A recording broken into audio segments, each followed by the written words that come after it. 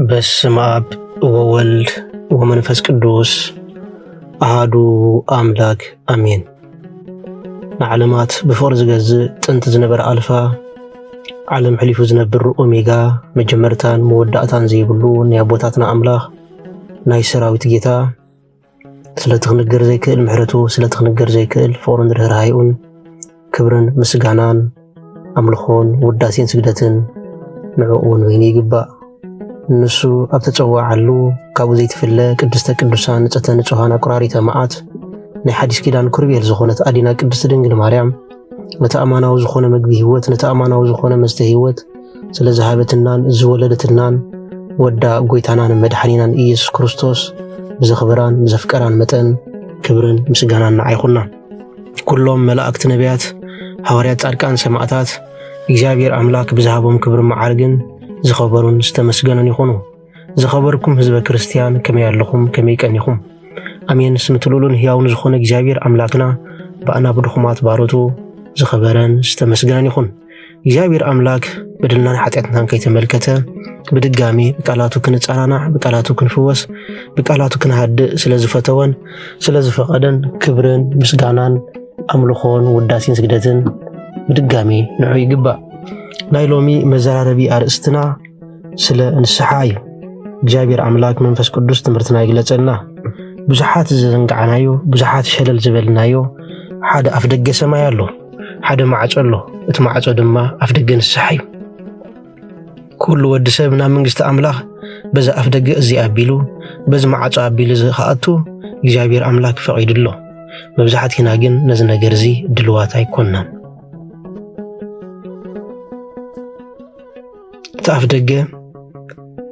አፍ ደገ ንስሓ እዩ ወገናተይ።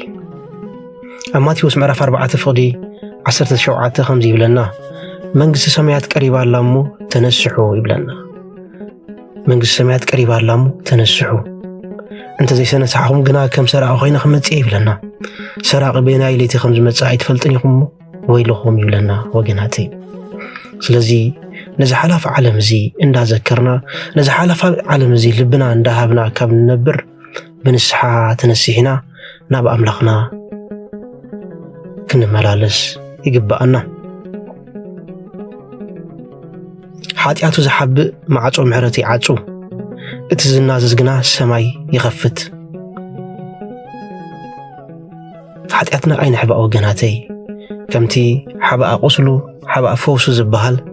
ሓጢአትና ንሓብእ እንተኾይንና ሓጢአትና ኩሉ ግዜ ንሽፍኖ እንተኾይንና እግዚአብሔር አምላክ ይቕር ኣይብልናን።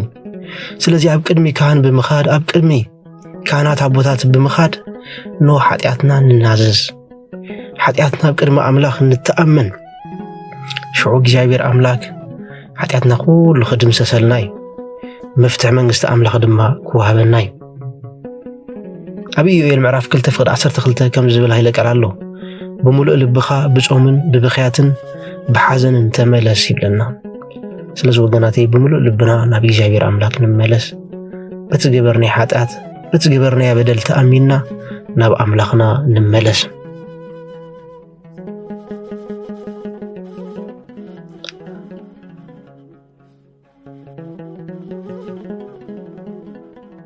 ኣብ ያዕቆብ ምዕራፍ 4 ፍቕዲ 6 እግዚአብሔር አምላክ ንዕቡያት ይቃወሙ ንትሑታት ግና ጸጋ ይህቦም ክበሃል ሰሚዕና ኣለና። እግዚአብሔር አምላክ ነቶም ትሑታት ነቶም በደሎም ኣሚኖም ዝንስሑ ኣብ ቅድሚ ካህን ኮይኖም ሓጢአቶም ዝዝርዝሩ ሓጢአቶም ዝናዘዙ እግዚአብሔር አምላክ ጸጋ ይህቦም። ነቶም ዕቡያት ግና ሓጢአት ኣይሰራሕኹን ወላ ሓንቲ በደል የብለይን ኢሎም ብትዕቢት ዝነብሩ ግና እግዚአብሔር አምላክ ይቃወሙ ይብለና። ወገናተይ ኣነ ንስኻትኩም ካብዞም ክልተ ሰባት መን ኢና? ካብቶም ትሑታት ወይስ ካብቶም ዕቡያት? ነፍስና ክንፍትሽ ይግባአና።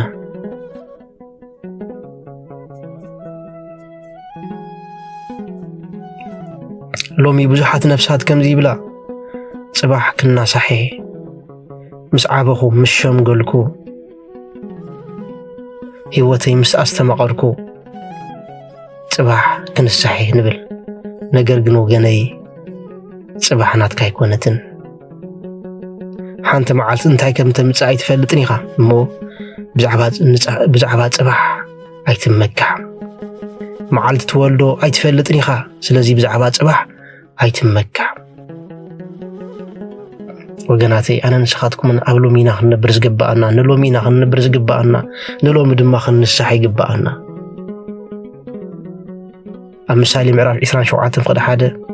صباح تولو أيتفلتني خامو بزعبات صباح أيتمكع يبلنا سلازي وقناتي صباح إلنا ننسحنا أين ونزفو نصباح إلنا ننسحنا أين خرمو حتيات كخرم يبلون بأقو خدم ساسي قبقو بأقو سريت كركب يقبو وقناتي أبونا قدس تكل هايمانت كم يبلنا ديابلوسنا أملاك تكعدو أي لمنا كان يبلنا انتاي دقا نسحا خطدنا ناقوي لمنا كاي يبلنا لومي أملاك سلزبلنا تراي أملاك زأمن ناز مثلنا بزحاتنا أملاك إلنا تراي سلزمرنا أملاك إلنا قالو سلزلعلنا تراي نأملاك نفلت أخوي نسمعنا بزحاتنا نقر قن ديابلوس أملاك كان اختحدا يكونن زحباب لك انتاي دقا نسحا خطدنا قيو أزي حباب لك بستفل عليه مغنيات يحباب لك كمتي أبوتات كمسلو مقد حتى أنا مغنيات زبزحي كم زبلو مقد حتى أنا مغنيات زبزحي وقناتي مغنيات بمبزح دما ديابلوس نخيت نسح نهو نخيت نتسه نخيت تسأري ناب جزابير أملاك نخيت تقرب كل جزي حباب لك لزو وقناتي من يفلت ديابلوس حباب لنا يولي يخون يدانا وقينا يولي يخون سلزي لومي ناب جزابير أملاك كنملسي قبقنا كمي مدونغاي كبزح خلو لبنا يتر مدونغاي كبزح خلونا لبنا يعبى مدونغاي كبزح خلو لبنا أنفتو يتقفو ناب أفدقى نسحا خنكيد ناب تراي نسحا بوتا خنكيد دما كل جزي يأبينا كل جزي يدندن كل جزي يقبطنا مالتو سلازي أين دونغي مالش ساعات أتكسرح عندي لنا أين فرح انت سرح خاون تنسح أبز عالم زي عندها اللوه حتيات كيسرح زنبر سبيلن صادق شوعات تجزي ودق شوعات تجزي دما يتنس زبل قال مصحف قدس ذكر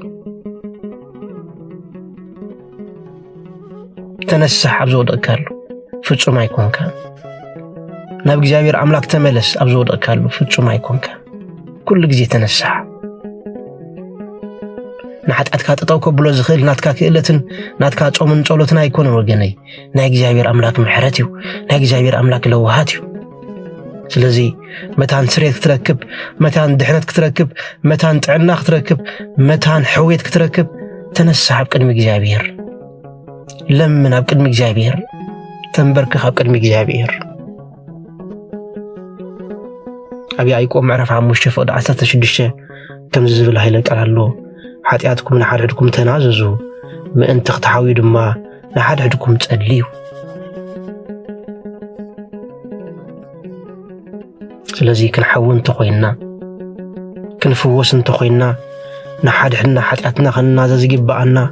من تخنحو دما نحدحنا كنصلي يغبانا وغناتي انت زي كوينو حاتياتنا كافت معصو دحنت كنسحا قالينا يخيل نحفرت ايت فرحيو وغني هو محفركا خفرحكا يغبون كتفرحو زغباكا انت هاليو فصيمو زي نسح لبي فصيمو يقرا زي باللبي فصيمو زي يطعس لبي فصيمو ناب املاح زي يقرب لبي كفرحكا يغبو كمين السحا نحطان ناب قدسان يغيرهم نزموتي ناب دناقل يغيرهم نسرقتي ناب مصوتي زغير نا እግዚአብሔር አምላክ ጸጋዩ كلهم قدسان منغست املاح زاتو وغناتي بنسحا ابيلوميوم بمعصو نسحا ابيلوميوم ስለዚህ በዛ ማዕጾ ዚ አኽታአቱ ተቀዳደም በዛ አፍ ደገ ዚ አኽታአቱ ተቀዳደም بزيك أخال مجد يلن بزيك أخال مأتوي يلن وجني نتشفتا እግዚአብሔር አምላክ ይቅረ ዝበለሉ ኣብ መስቀል ከሎ ብምንዛዝ እዩ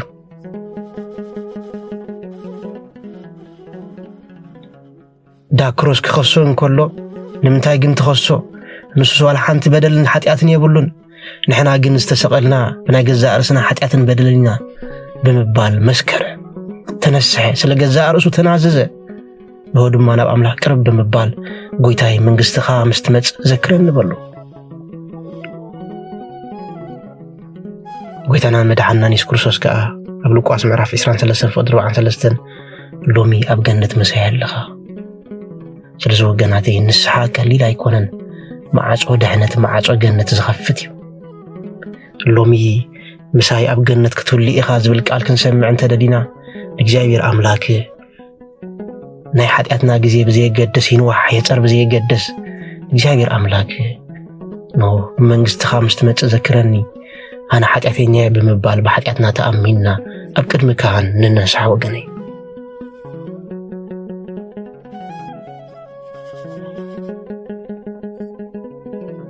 ስለዚ ኣብዚ ሃሞት እዚኣ ክንንስሓ ይግባኣና ኣብ ሉቃስ ምዕራፍ 13:3 ከም ዝብል ኃይለ ቃል ኣሎ እንተ ዘይተነሳሕኹም ግና ኩልኹም ክትጠፍኢኹም ይብለና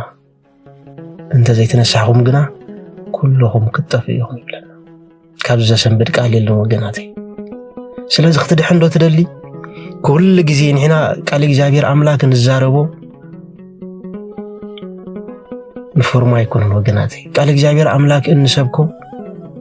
ነዚ ሓደ ዕላማ እዩ ንንስሓ ኩሉ ሰብ ናብ ንስሓ መታን ክመጽእ መንግስቲ ኣምላኽ ቀሪባ ኣላ እሞ ንስሓ ተነስሑ ከም ዝበለ ዮሐንስ መጥምቅ ኣብ ሰዓት ዝብን ወገናተይ መንግስቲ ኣምላኽ ካብቲ ኣነ ንስኻትኩም ዝኣምንናሉ ግዜ ናባና ኣዝያ ቀሪባ ስለ ዘላ ንስሓ ኣብ ቅድሚ ኣምላኽ ወዲቕና ንነስሕ ሎሚ ክርስቶስ ኣብ ማዕጾና መጺኡ ኣብ ነፍሱ ወከፍ ቤት መጺኡ ኳሕ የብል ኣሎ እንሆ ኣብ ኣፍ ደገ ደው ኢለ እኹሕኹሕ ኣለኹ ይብለና ኣሎ ራእይ ዮሐንስ ምዕራፍ 3:20 ሓደ እኳ ንድምፀይ ሰሚዑ እንተኸፈተኒ ኣነ ምስኡ ክነብር የሱ ድማ ምሳይ ክነብር ይብለና ስለዚ ወገናተይ ንእግዚአብሔር ኣምላክ ኣፍ ደገ ልብና ንኽፈተሉ ንነስሕ ቅድመ ካህን ብምውዳቕ ኣብ ቅድሚ ካህን ብምቕራብ ንናዘዝ ነዚ ክንገብር ናይ እግዚአብሔር ኣምላክ ቅዱስ ቸርነት ናይ ኣዴና ቅድስት ድንግል ማርያም ኣማላድነት ናይ ኩሎም ሆርያን ጻድቃን ተራዳእነት ኣይፈልየና ንዝነበረና ግዜ ባሪኹን ቀዲሱን ስለ ዝሃበና ክብርን ምስጋናን ኣምልኾን ውዳሴን ስግደትን ንዕኡ ንበይኒ ይግባእ ወስብሐት ለእግዚአብሔር